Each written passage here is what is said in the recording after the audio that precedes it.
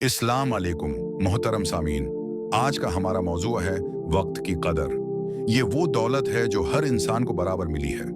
अमीर हो या गरीब, बादशाह हो या फकीर, आलम हो या जाहल, सबको दिन के 24 घंटे ही मिलते हैं।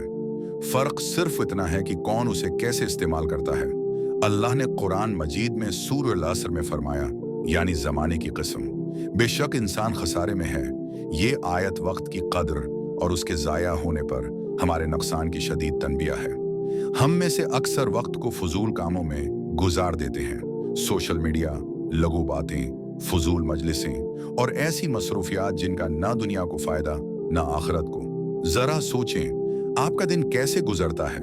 कितना वक्त नमाज, कुरान, इल्म हासिल करने या किसी की मदद करने में गुजरता है, और कितना वक्त मोबाइल पर, गेम्स में या टीवी के सामने?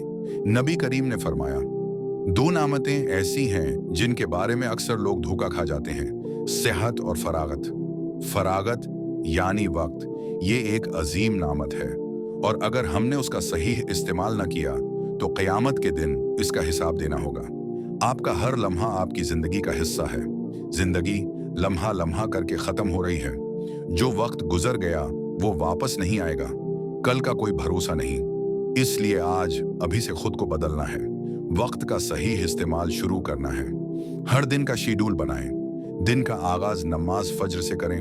कुरान की तलावत को मामूल बनाएं। सीखने और सिखाने को वक्त दें। सोशल मीडिया को महदूद करें। अपने वक्त का मुहासबा करें। हर रात याद रखें, वक्त तुम्हारी जिंदगी है। जो वक्त जाये हो गया वो जिंदगी जाये हो गई।